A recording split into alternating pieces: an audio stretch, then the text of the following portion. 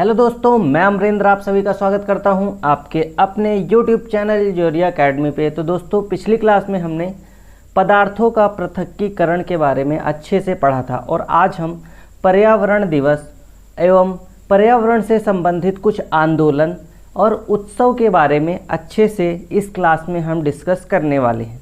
तो सबसे पहले हम लेते हैं टॉपिक को पर्यावरण दिवस। पर्यावरण दिवस के अंतर्गत कई सारे पर्यावरण में जो दिवस हैं उनको हम पढ़ेंगे। जैसे 2 फरवरी की अगर मैं बात करूं तो 2 फरवरी को विश्व आर्द्रभूमि दिवस के रूप में मनाया जाता है। 3 मार्च को विश्व वन्य जीव संरक्षण दिवस के रूप में मनाया जाता है। 20 मार्च की अगर मैं बात करूं तो 20 मार्च को विश्व गौरैया दिवस के रूप में मनाया जाता है। गौरैया दिवस इसलिए मनाया जाता है क्योंकि गौरैया की जो संख्या है कम होती जा रही है, इसलिए विश्व गौरैया दिवस 20 मार्च को मनाया जाता है। 21 मार्च की अगर मैं बात करूं तो 21 मार्च को विश्व वन दिवस के रूप में मनाया जाता है। 22 मार्च विश्व जल दिवस और 23 मार्च को विश्व मौसम विज्ञान दिवस के रूप में मनाया जाता है। 8 मई विश्व रेड क्रॉस दिवस के रूप में मनाया जाता है। 22 मार्च को विश्व जैव विविधता यानी कि बायोडायवर्सिटी डे के रूप में मनाया जाता है। ठीक, तो दोस्तों मैं आगे बढ़ता हूँ अपने नेक्स्ट पेज पे। देखिए आप, 5 जून सबको याद होगा कि विश्व पर्यावरण दिवस 5 जून को मनाया जाता है। 8 जून को विश्व महासागर दिवस मनाया जाता है। 29 जुलाई यानी कि 29 जुलाई को विश्व टाइगर दिवस के रूप में मनाया जाता है। 16 सितंबर की अगर मैं बात करूं तो 16 सितंबर को विश्व ओजोन दिवस के रूप में मनाया जाता है।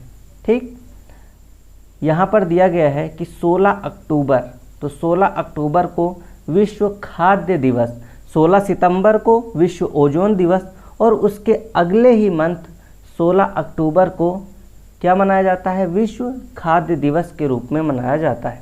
ठीक, और देखिए आपकी नवंबर माह में 12 नवंबर को विश्व पक्षी दिवस यानी कि वर्ल्ड बर्ड डे के रूप में मनाया जाता है। 26 नवंबर पर्यावरण संरक्षण दिवस और 2 दिसंबर को राष्ट्रीय प्रदूषण नियंत्रण दिवस के रूप में मनाया जाता है। यहाँ पे देखिए आप, विश्व जनसंख्या दिवस 11 जुलाई बहुत ही ज़्यादा इम्पोर्टेंट है। ये भी विश्व जनसंख्या दिवस 11 जुलाई को मनाया जाता है। ठीक, आगे देखिए आप, कुछ इम्पोर्टेंट दिवस यहाँ पे और हैं जो कि आपके एग्ज़ाम के पॉइंट ऑफ व्यू में से बहुत ही ज़्यादा इम्पोर्टेंट हैं। जैसे 22 अप्रैल को विश्व पृथ्वी दिवस के रूप में मनाया जाता है और 22 मार्च को क्या बताया था मैंने? विश्व जल दिवस। ठीक, उसके बाद है जुलाई के पहले वीक यानी कि पहले सप्ताह को वन महोत्सव के रूप में डिक्लेयर किया गया है और 2 अक्टूबर से लेकर के 8 अक्टूबर यानी कि 2 अक्टूबर यानी हो जाता है गांधी जयंती से लेकर के 8 अक्टूबर तक के बीच में वन्य जीव महोत्सव मनाया जाता है। ठीक, तो ये कुछ दिवस थे पर्यावरण से संबंधित जो हमने अभी पढ़े। आगे बढ़ते हैं और देखिए आप, यहाँ पे दिया गया है नेक्स्ट टॉपिक फसल उत्सव यानी कि फसल की जब कटाई होती है तो अलग अलग राज्यों में अलग अलग त्यौहार मनाए जाते हैं फसल कटाई से संबंधित। तो उन सभी को हम इस अपने टॉपिक में अभी जानने वाले हैं। जैसे अगर मैं बात करूं, मकर संक्रांति बहुत ही ज़्यादा उत्तर भारत में मनाया जाने वाला त्यौहार है। ये फसल कटाई उत्सव है, उत्तर भारत में मनाया जाता है। प्रमुख रूप से अगर मैं बात करूं तो पंजाब राज्य, हरियाणा और उत्तर प्रदेश में मकर संक्रांति मनाई जाती है। बिहू जो है वो असम में मनाया जाता है। ये भी फसल कटाई के दौरान ही मनाया जाता है, लेकिन इसका नाम अलग है। इसका नाम है बिहू, जो कि असम में मनाया जाता है। बोर एक चावल की प्रजाति होती है जो कि असम की एक प्रमुख फसल है। ओणम की अगर मैं बात करूं तो ये भी फसल कटाई संबंधित है और ये केरल का त्यौहार है। पोंगल सबको याद होगा कि तमिलनाडु और ओणम केरल राज्य से संबंधित है। लोहड़ी पंजाब में मनाई जाती है। कहाँ पर? पंजाब और हरियाणा में भी। वैसाखी की अगर मैं बात करूं तो ये पंजाब का त्यौहार है। गुड़ी पड़वा, गुड़ी पड़वा कहाँ का है? महाराष्ट्र, महाराष्ट्र में गुड़ी पड़वा मनाया जाता है। उगादी कर्नाटक, आंध्र प्रदेश और तेलंगाना, यानी कि दक्षिण भारत के जो स्टेट है वहाँ पर उगादी जो महोत्सव है यानी उत्सव वो देखने को मिलेगा आपको। नेक्स्ट पेज पे देखिए आप विशु। विशु भी एक फसल कटाई से संबंधित त्यौहार है जो कि केरल और कर्नाटक राज्य में मनाया जाता है। बोनालू तेलंगाना और आंध्र प्रदेश का प्रमुख त्यौहार है। नुआखाई महोत्सव, नुआखाई उड़ीसा में मनाया जाता है। देखिए यहाँ पे दिया गया है कि मेदराम यात्रा, सम कका, सरलम्मा यात्रा, ये सब क्या है? तो यह आदिवासी उत्सव तेलंगाना में मनाया जाता है। ये एक प्रकार के उत्सव हैं जो कि आदिवासियों द्वारा मनाए जाते हैं। और ये क्यों मनाए जाते हैं? तो ये अन्यायपूर्ण कानून के विरोध में मनाए जाते हैं। अक्सर जो सरकार है वो कुछ ऐसे कानून बनाती है जो कि आदिवासी जो जनजाति है उनके विरुद्ध होते हैं, तो इसलिए इनका विरोध करने के लिए मेदराम यात्रा महोत्सव आदिवासियों के द्वारा मनाया जाता है। ठीक, तो आगे बढ़ते हैं। नेक्स्ट आप देखिए चंद्रमा पर आधारित त्यौहार। सीटेट के एग्जाम में बहुत सारे ऐसे क्वेश्चन पूछे गए हैं। तो यहाँ पे आप देखिए होली, होली कब मनाई जाती है? फागुन माह की पूर्णिमा को मनाया जाता है होली का त्यौहार। और अगर मैं दीपावली की बात करूं तो दीपावली कार्तिक माह की अमावस्या को मनाया जाता है। गुरु नानक जयंती कार्तिक माह की पूर्णिमा को मनाया जाता है। गणेश चतुर्थी देखिए आप भाद्रपद माह में शुक्ल पक्ष चतुर्थी को यह गणेश चतुर्थी मनाई जाती है। रामनवमी चैत्र माह की नवरात्रि के अंतिम दिन रामनवमी मनाई जाती है। जब नवरात्रि चलते हैं 9 दिन के, तो उसमें जो आखिरी दिन होता है 9वां दिन, उस दिन रामनवमी के रूप में मनाया जाता है। ठीक, यहाँ पे देखिए आप दशहरे के बारे में आप सभी लोग जानते होंगे कि राम ने रावण को मारकर 14 वर्ष वनवास के बाद जब वो अयोध्या वापस लौटे तब दीपावली मनाई जाती है। और जब राम ने रावण को मारा यानी कि सत्य की असत्य के ऊपर हम कहते हैं कि विजय प्राप्त हुई, तब दशहरा पर्व मनाया जाता है उसी के उपलक्ष्य में। महाशिवरात्रि की अगर मैं बात करूं तो जो महाशिवरात्रि है ये फागुन माह के कृष्ण पक्ष चतुर्दशी को मनाया जाता है। महाशिवरात्रि जो होती है इस दिन माता पार्वती और शिव भगवान का इन दोनों का विवाह हुआ था, इसलिए महाशिवरात्रि मनाई जाती है। कब मनाई जाती है? तो मैंने आपको बताया कि फागुन माह के कृष्ण पक्ष की चतुर्दशी को ये त्यौहार मनाया जाता है। आगे देखिए आप दिया गया है रक्षाबंधन। रक्षाबंधन आ रहा है तो रक्षाबंधन श्रावण मास भी चल रहा है और जब पूर्णिमा आएगी तब ये रक्षाबंधन का त्यौहार मनाया जाएगा। उसी के बाद भाई दूज मनाया जाता है। तो कार्तिक माह की शुक्ल पक्ष की द्वितीया को भाई दूज का त्यौहार मनाया जाता है।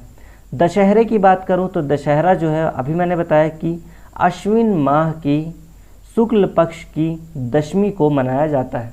जन्माष्टमी, कृष्ण जन्माष्टमी भाद्रपद कृष्ण पक्ष की अष्टमी को मनाया जाता है। मकर संक्रांति की बात करूं तो पौष माह यानी कि 14-15 जनवरी जो इसकी डेट होती है, मकर संक्रांति मनाई जाती है।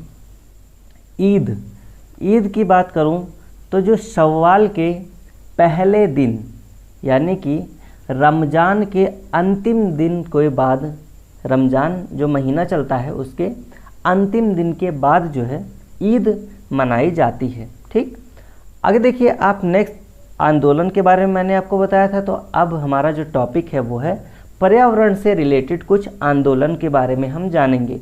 जैसे विश्नोई आंदोलन 1700 के दशक में प्रारंभ हुआ। इसका जो प्रारंभ है वो 1700 दशक में इसका प्रारंभ हुआ था विश्नोई आंदोलन का। क्यों किया गया? तो उदयपुर के राजा जो थे इन्होंने वनों की कटाई का आदेश दिया था और इसी के विरोध में जो विश्नोई समाज है उसने इस आंदोलन को चलाया था। तो इसके जो नेता थे वो थे अमृता देवी विश्नोई, जो कि खेजड़ी गांव, कहाँ पर? राजस्थान में, इस आंदोलन को चलाया गया था। इसमें क्या हुआ था, तो इसमें लगभग 350 यानी कि 350 लोगों की हत्या हो गई थी। महल के निर्माण के लिए राजा ने क्या किया था कि महल के निर्माण के लिए वनों की कटाई करवाई थी।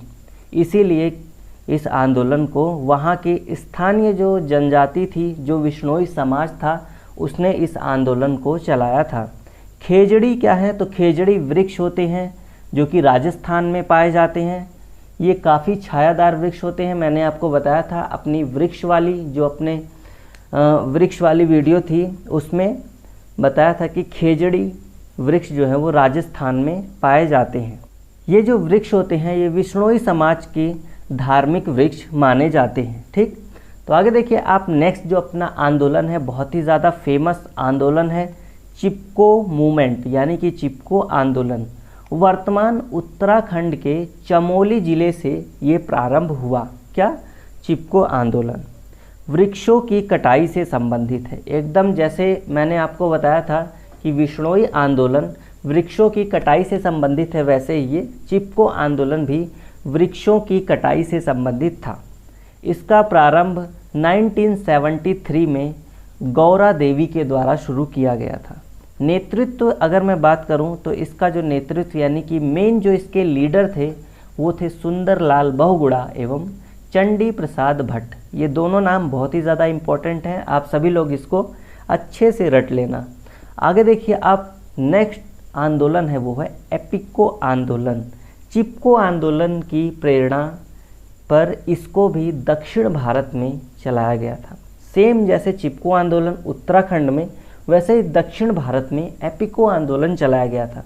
ये भी वनों की कटाई से रिलेटेड था। इसमें भी क्या किया गया था कि वनों यानी कि वृक्षों को काटा गया था। इसीलिए एपिको आंदोलन दक्षिण भारत के कर्नाटक राज्य से शुरू होता है। ये कब शुरू हुआ, तो ये 1983 में इसकी शुरुआत की गई। इसके नेता जो थे वो थे पांडुरंग हेगड़े। पीछे हमने पढ़ा सुंदरलाल बहुगुणा एवं चंडी प्रसाद भट्ट जो कि चिपको आंदोलन से रिलेटेड थे, और यहाँ पर एपिको आंदोलन के नेता हैं पांडुरंग। कौन? पांडुरंग हेगड़े। आगे बढ़ते हैं, नेक्स्ट जो अपना आंदोलन है वो है नर्मदा बचाओ आंदोलन। ये क्यों चलाया गया था, तो ये भाई गुजरात राज्य में सरदार सरोवर बांध के विरोध में चलाया गया था। सरदार सरोवर बांध जो बन रहा था किस नदी पर, तो इस नर्मदा जो नदी है उस पर सरदार सरोवर बांध बनाया जा रहा था। कब बनाया जा रहा था, तो ये 1985 की बात है।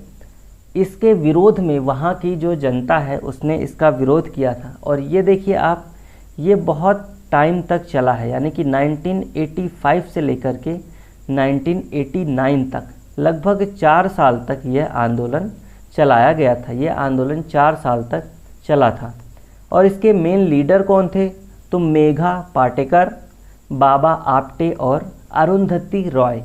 ये सभी नर्मदा बचाओ आंदोलन के नेता थे।